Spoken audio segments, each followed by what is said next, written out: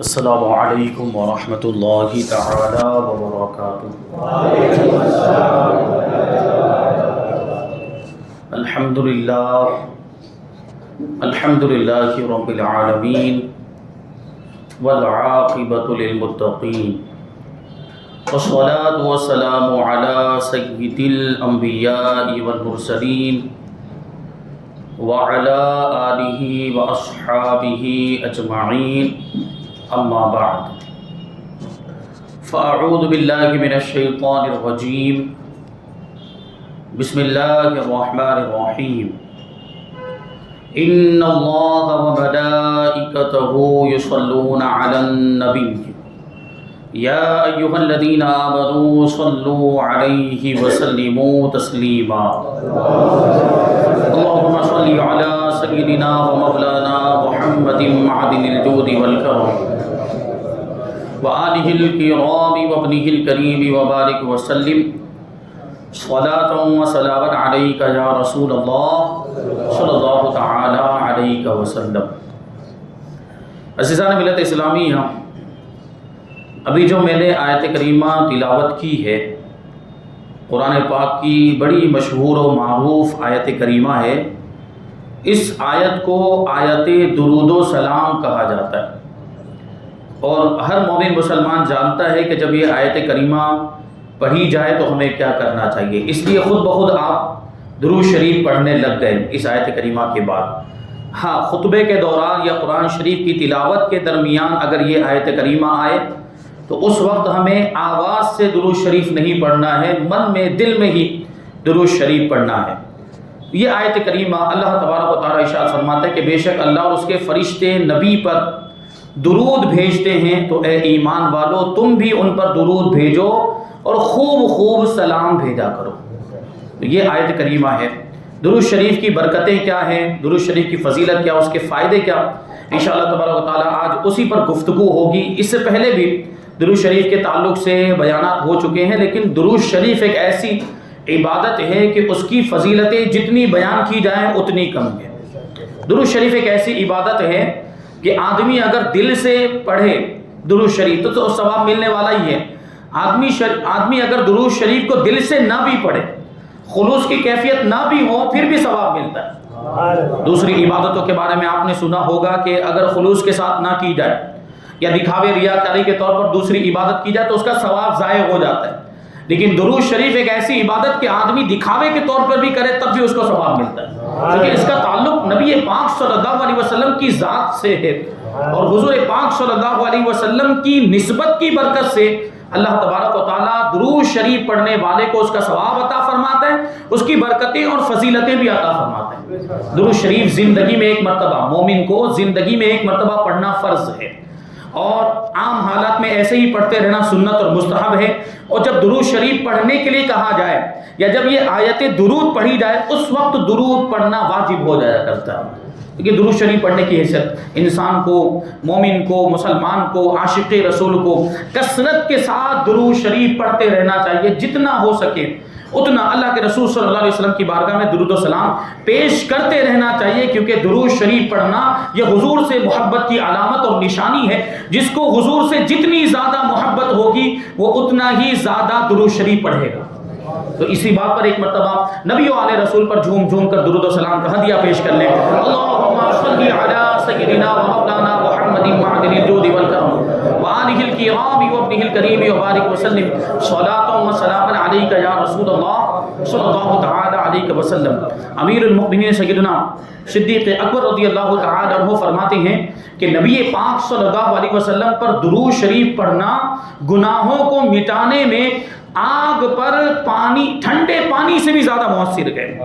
یعنی آگ پر ٹھنڈا پانی ڈالا جائے تو آگ کیا ہو جائے گی؟ بجھ جائے گی۔ درود شریف پڑھنا گناہوں کو مٹانے میں اس سے بھی زیادہ اثر کرتا ہے۔ اور آگے سیدنا صدیق اکبر فرماتے ہیں کہ نبی پاک صلی اللہ علیہ وسلم پر سلام پڑھنا، حضور کی بارگاہ میں سلام پیش کرنا، یہ ایک غلام آزاد کرنے سے بھی زیادہ فضیلت رکھتا ہے۔ اور کہتے ہیں بے شک میری جان، یہ نبی پاک صلی اللہ علیہ وسلم میری جان سے بھی افضل، میری جان سے بھی افضل نبی پاک صلی اللہ علیہ وسلم ہیں، آپ افضل و اعلیٰ ہیں میری جان سے بھی زیادہ۔ یعنی ایک انسان، ایک مومن کے لیے تو اپنی جان سے بھی زیادہ حضور پاک صلی اللہ علیہ وسلم کی محبت ہونی چاہیے، حضور سے محبت کرے اپنی جان سے بھی بڑھ کر، یہ جذبہ ہونا چاہیے کہ حضور پاک صلی اللہ علیہ وسلم کے نام پر اپنا سب کچھ قربان کر دے۔ ایک روایت علامہ سخاوی نے نقل کی ہے کہ جب میدان محشر قائم ہوگا، قیامت کے دن حضرت آدم علیہ السلام عرش کے سائے کے نیچے تشریف فرما ہوں گے، اور آپ ملاحظہ فرما رہے ہوں گے کہ آپ کی اولاد میں سے کون جنت میں جا رہا ہے، کون جہنم میں جا رہا ہے، کس کو فرشتے دوزخ میں لے کر جا رہے ہیں اور کس کو فرشتے جنت میں لے کر جا رہے ہیں، کہ اسی درمیان آپ ملاحظہ فرمائیں گے کہ حضور نبی کریم صلی اللہ علیہ وسلم کے ایک امتی کو فرشتے جہنم میں لے کر جا رہے ہیں۔ تو حضرت آدم علیہ السلام فوراً حضور پاک صلی اللہ علیہ وسلم کو اس کی اطلاع دیں گے کہ آپ کے ایک امتی کو فرشتے جہنم میں لے کر جا رہے ہیں۔ تو اللہ کے رسول صلی اللہ علیہ وسلم بے چین اور بے قرار ہو کر فوراً اس امتی کے پاس پہنچیں گے، اور جو فرشتے اسے جہنم میں لے کر جا رہے ہوں گے، اللہ کے رسول صلی اللہ علیہ وسلم ان سے فرمائیں گے کہ میرے اس امتی کے اعمال کو پھر سے وزن کرو،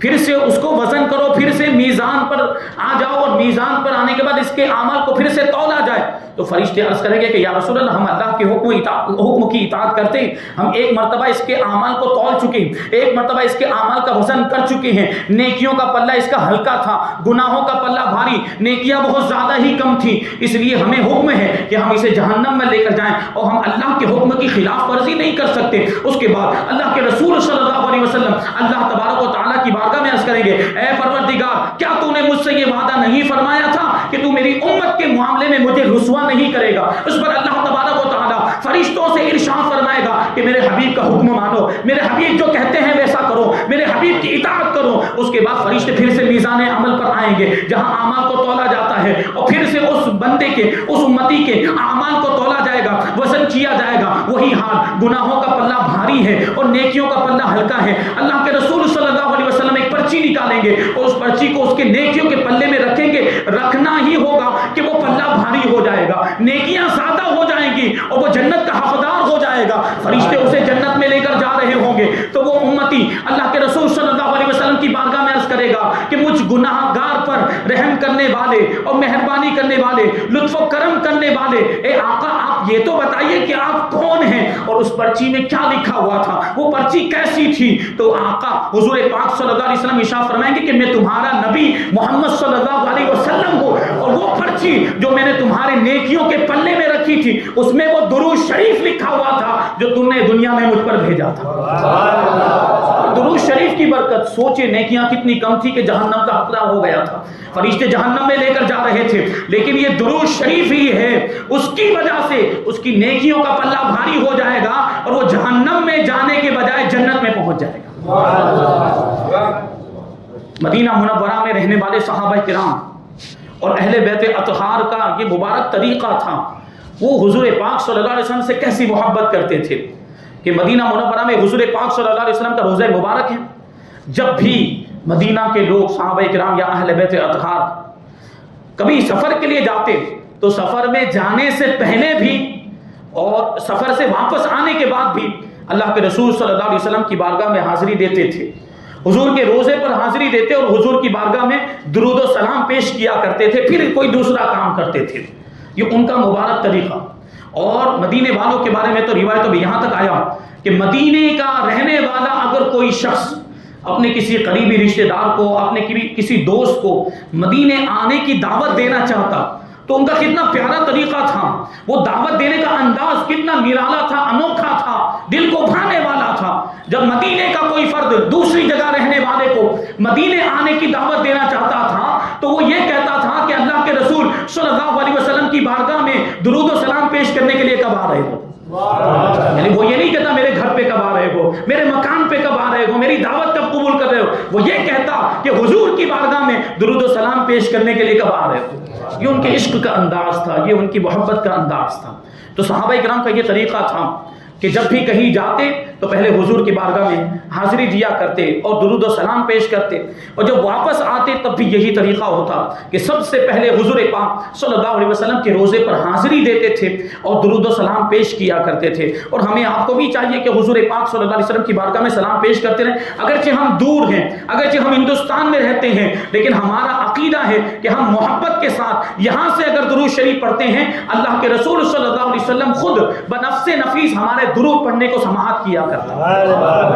اہل محبت جب درود پڑھتے ہیں، عشق والے جب درود پڑھتے ہیں، تو اللہ کے رسول کا خود فرمان ہے کہ میں محبت کرنے والوں کے درود کو خود سنا کرتا ہوں، اور جو محبت کرنے والے نہیں ہیں یا جو خوش دلی کے ساتھ نہیں پڑھتے، جو خلوص کے ساتھ نہیں پڑھتے، حضور فرماتے کہ ان کا درود مجھ تک پہنچایا جاتا ہے، یعنی فرشتے پہنچاتے ہیں۔ تو ہم تو الحمدللہ محبت کرنے والے ہیں، حضور پاک صلی اللہ علیہ وسلم کے عاشق ہیں، حضور کے قدموں پر ہم اپنی جان قربان کرنے کا بھی جذبہ رکھتے ہیں۔ ہم درود شریف پڑھیں گے تو ہمارا یقین اور عقیدہ ہے کہ اللہ کے رسول صلی اللہ علیہ وسلم اس کو سماعت فرماتے ہیں، خود سنتے ہیں، اور پھر یہ بات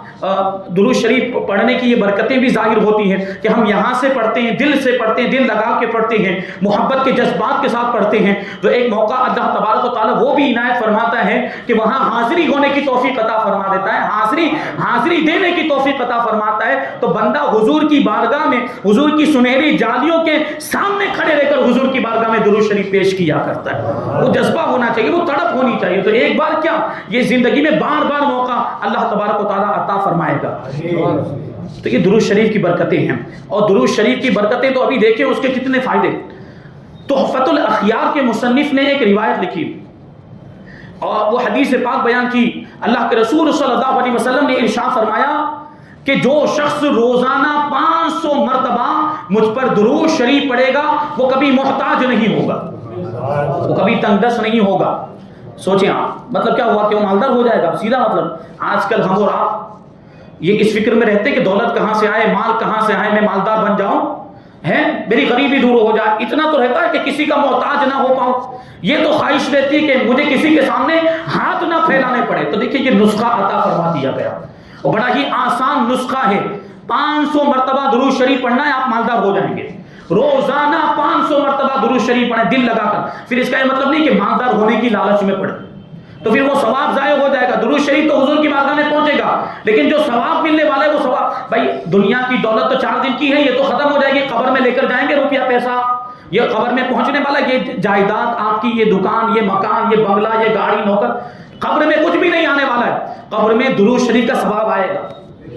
قبر میں اعمال کا ثواب آئے گا۔ تو اس نیت سے نہ پڑھے بھائی حدیث میں آیا مالدار ہو جائیں گے، چلو مالدار بننے کے لیے درود شریف پڑھنا شروع کر دیں، یہ نہیں ہونا چاہیے۔ آپ درود شریف دل لگا کے پڑھیں گے تو مالدار خود بخود ہو جائیں گے، محتاجی خود بخود دور ہو جائے گی، درود شریف کی برکت حاصل ہوگی۔ یہ حدیث پاک نقل کرنے کے بعد تحفۃ الاخیار کے مصنف نے ایک واقعہ لکھا ہے کہ ایک نیک آدمی نے جب یہ حدیث پاک سنی تو جذبہ شوق میں اس نے روزانہ 500 مرتبہ درود شریف پڑھنا شروع کر دیا،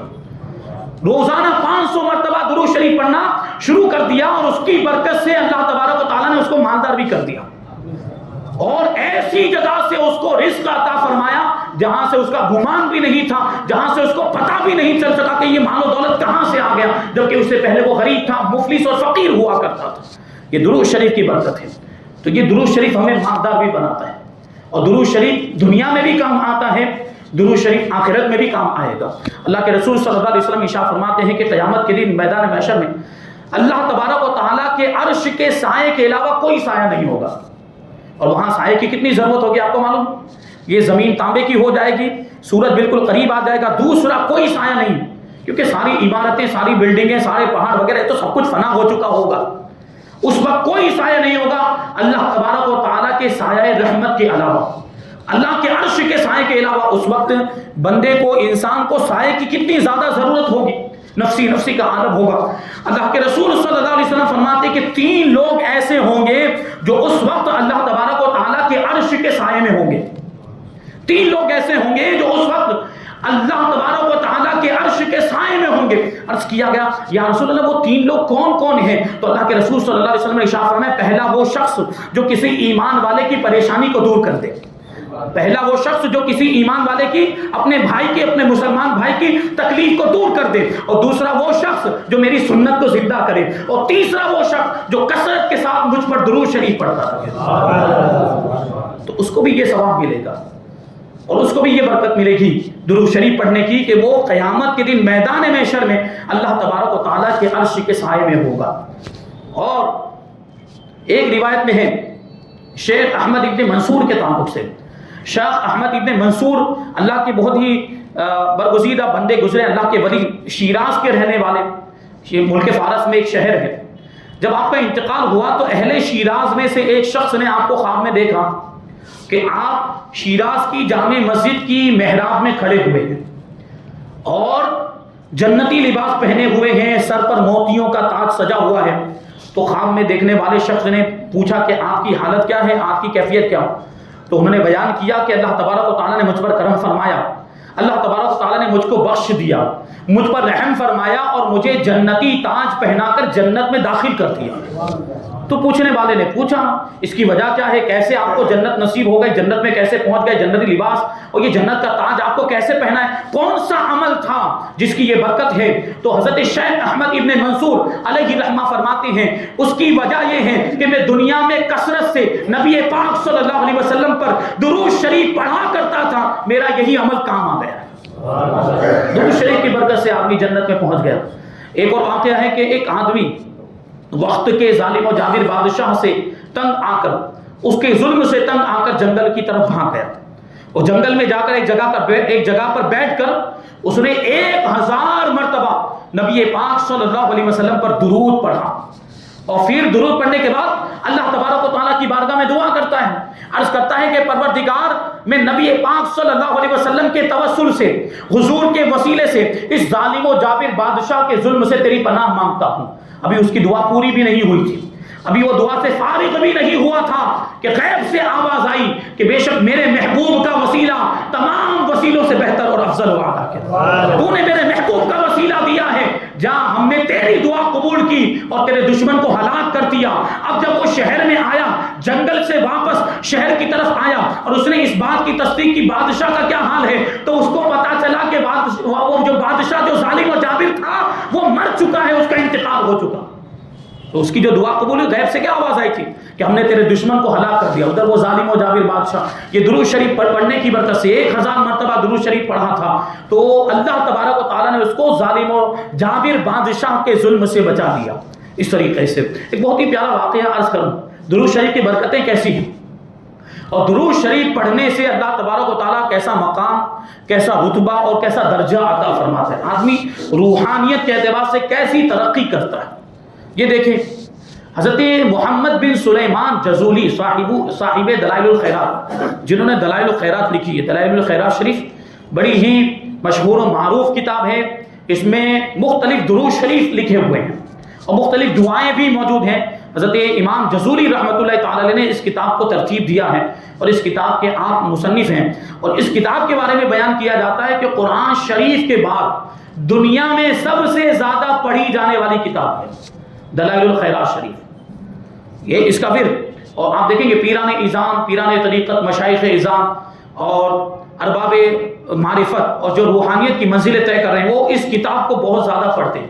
دلائل الخیرات، اور ہم اور آپ کو بھی پڑھنا چاہیے۔ اس سے روحانیت میں ترقی ہوتی ہے اور انسان کا باطن صاف ہوتا ہے، اندرونی حصہ پاک ہوتا ہے، صاف ہوتا ہے، اس کی بھی تو ضرورت ہے، صرف ظاہری اعمال کافی نہیں، اپنے باطن کو صاف ستھرا رکھنے کی بھی ضرورت ہے۔ تو وہ درود شریف اس میں لکھیں گے۔ محمد ابن سلیمان، امام محمد ابن سلیمان جزولی رحمۃ اللہ تعالی علیہ اپنا واقعہ بیان کرتے ہیں کہ ہم ایک مرتبہ سفر کے دوران فارس کے ایک گاؤں میں پہنچے، ظہر کا وقت ختم ہو رہا تھا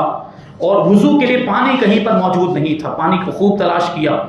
پانی نظر نہیں آیا، ایک کنواں نظر آیا، لیکن اس کنویں کا بھی حال یہ تھا کہ اس کنویں میں سے پانی نکالنے کے لیے ڈول اور رسی موجود نہیں تھی۔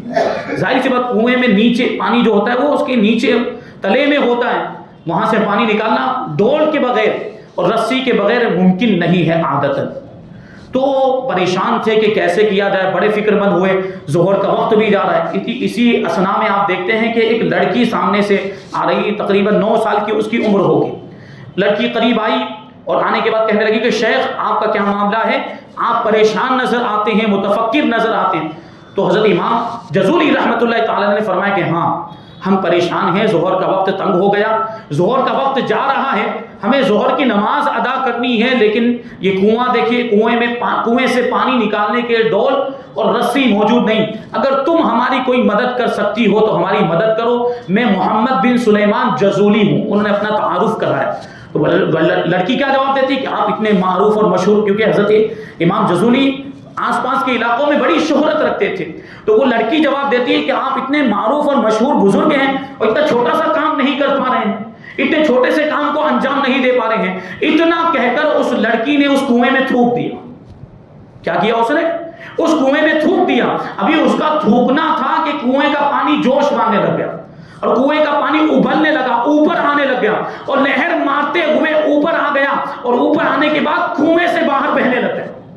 اس لڑکی نے تھوکا تھا، صرف ابھی تھوکا ہے، اور یہ تھوکنے کا اثر یہ تھا کہ وہ پانی ابل کر اوپر تک آ گیا۔ بہرحال حضرت امام جزولی نے بھی وضو فرمایا، آپ کے ساتھیوں نے بھی وضو کیا، ظہر کی نماز ادا کر لی، لیکن جیسے ہی ظہر کی نماز سے فارغ ہوئے تو آپ کے ذہن میں وہی بات گھوم رہی تھی کہ تھوکنے سے پانی اوپر کیسے آ گیا، وہ اس کا مقام مرتبہ اتنا بلند و بالا کیسے ہو گیا ہے، اس لڑکی کو یہ مقام کیسے ملا ہے۔ تو بہرحال نماز سے فارغ ہونے کے بعد حضرت امام جزولی رحمۃ اللہ تعالی علیہ اس لڑکی کے مکان پر تشریف لے گئے، دروازے پر دستک دی، وہ لڑکی باہر آئی، آنے سلام کیا، آنے کے بعد اس نے سلام کیا اور آنے کا مقصد دریافت کیا کہ کیسے آنا ہوا۔ تو امام جزولی رحمۃ اللہ تعالی علیہ اس لڑکی سے کہتے ہیں کہ میں تمہیں اس اللہ کی قسم دیتا ہوں جس نے ہم سب کو پیدا کیا اور ہمیں صراط مستقیم پر چلایا، میں اللہ تبارک و تعالی تمام رسولوں اور حضور نبی کریم صلی اللہ علیہ وسلم کا جن کی شفاعت کی تجھے امید ہے، تجھے واسطہ دے کر کہتا ہوں کہ مجھے سچ سچ بتانا کہ تجھے یہ مقام و مرتبہ کیسے ملا ہے،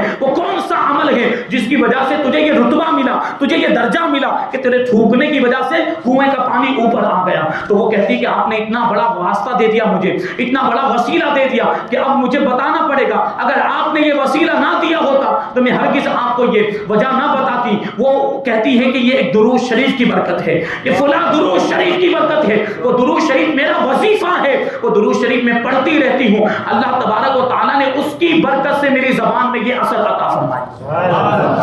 امام جزولی نے اس سے وہ درود شریف سیکھ لیا اور درود شریف یاد کر لیا، پھر اس کو اپنی کتاب دلائل الخیرات میں لکھا، وہ دلائل الخیرات شریف میں درود شریف موجود ہے۔ اب وہ کون سا درود شریف ہے وہ علماء کو نہیں پتہ چل پایا کہ دلائل الخیرات شریف میں وہ کون سا درود شریف۔ امام جزولی نے اسی کے بعد ارادہ فرمایا تھا کہ ایک کتاب ترتیب دی جائے، ایک کتاب ایسی لکھی جائے جس میں تمام منتخب اور بہترین افضل و اعلیٰ درود شریف اس میں آ جائیں اور اس لڑکی کا وہ درود شریف بھی اس میں آ جائے جس کی یہ برکتیں ہیں۔ بہرحال آپ نے دلائل الخیرات کو ترتیب دیا اور اس میں دوسرے درود شریف جہاں لکھے وہاں پر یہ درود شریف بھی اس میں لکھا ہوا ہے۔ اس لیے بہتر طریقہ یہ ہے کہ پوری دلائل الخیرات شریف کا ہی ورد کیا جائے اور اس کے پڑھنے کی عادت بنا لی جائے۔ دلائل الخیرات شریف کی ترتیب کیسی ہے کہ ہر دن کا وظیفہ الگ الگ رکھا گیا، پیر کے دن اتنا پڑھنا ہے، منگل کے دن اتنا پڑھنا ہے، بدھ کے دن یہ پڑھنا ہے، جمعرات کو یہ پڑھنا، جمعہ کو، سنیچر کو اور اتوار کو، ہر دن کا الگ الگ وظیفہ اس میں مقرر کیا گیا۔ اس کو پڑھنا چاہیے ترتیب کے ساتھ، پابندی کے ساتھ، ہر دن کا جو وظیفہ جو درود شریف اس میں لکھا ہوا ہے اس کو پڑھے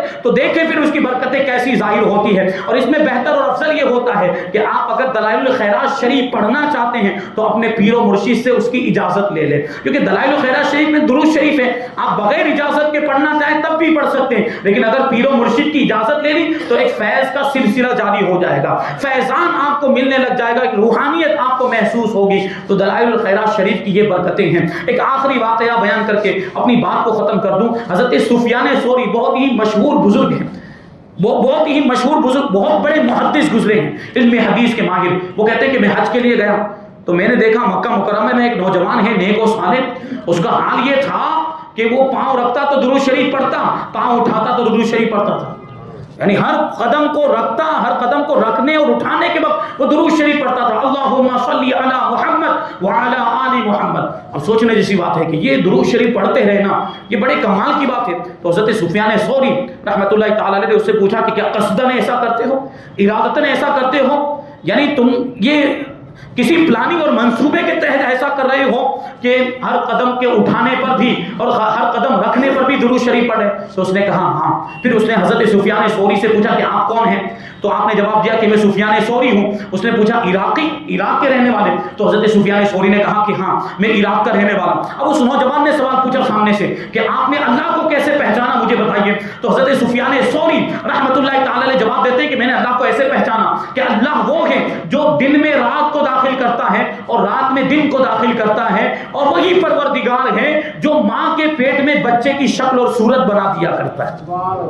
میں نے اس طرح اللہ کو پہچانا. لیکن دیکھیے یہ اس پر وہ نوجوان کیا جواب دیتے ہیں؟ آپ نے اللہ تبارک و تعالیٰ کو اس طرح پہچانا ہی نہیں جس طرح پہچاننے کا حق ہے. آپ نے اس طرح پہچانا ہی نہیں. تو پھر حضرت سفیان ثوری اسی سے پوچھتے تم بتاؤ تم نے کیسے پہچانا؟ تو وہ نوجوان جواب دیتا ہے کہ میں نے عزم و ارادے کے ٹوٹ جانے سے اللہ کو پہچانا. عزم و ارادہ، آدمی کسی چیز کا ارادہ کرتا ہے اور کبھی وہ کام نہیں ہو پاتا ہے، تو وہ کہتا ہے کہ میں نے عزم و ارادے کے ٹوٹ جانے سے اپنے رب کو پہچانا. دیکھیں بہت بڑی چیز بھی نہیں ہے یہ. اللہ والے ہوتے چھوٹی کی چیزوں سے بھی ان کو اللہ کی معرفت حاصل ہو جایا کرتی ہے. تو وہ جواب دیتا ہے کہ میں نے عزم و ارادے کے ٹوٹ جانے سے اپنے رب کو پہچانا، کیونکہ میں جب کسی کام کا ارادہ کرتا اور اس کے خلاف ہو جاتا، وہ کام پائے تکمیل تک نہ پہنچتا، تو مجھے اس بات کا یقین ہو گیا کہ کوئی تو ہے، وہ میرا خدا ہے جو میرے کام کی تدبیر فرماتا ہے.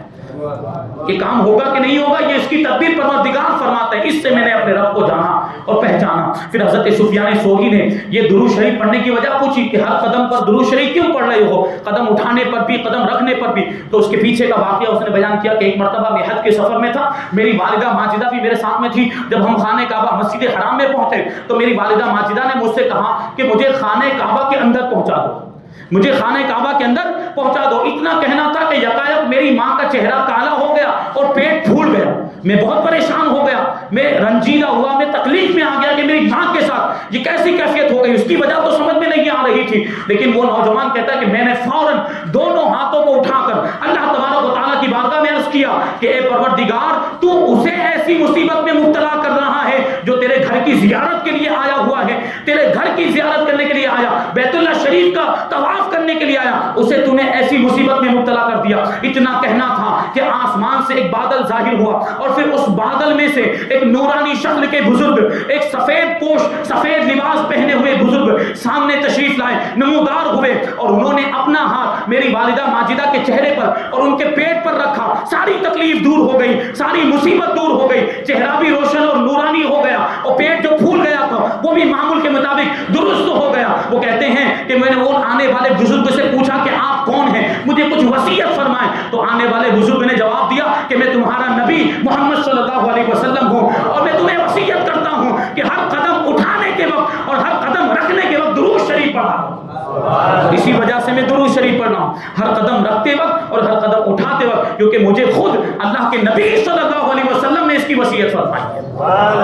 درود شریف کی یہ برکتیں ہیں. درود شریف بہت سارے واقعات اور بہت سارے اس کے فائدے اور اس کی فضیلتیں ہیں. انشاءاللہ پھر کبھی اس کو ہم شامل کریں گے. اللہ تبارک و تعالیٰ کی بارگاہ میں دعا ہے کہ جو کچھ بھی بیان ہوا اس پر ہم سب کو عمل کرنے کی توفیق عطا فرمائے، کثرت کے ساتھ درود شریف پڑھتے رہنے کی توفیق عطا فرمائے، ایمان کی سلامتی عطا فرمائے، اور ایمان پر ہی ہم سب کا خاتمہ فرمائے. وما علینا الا البلاغ.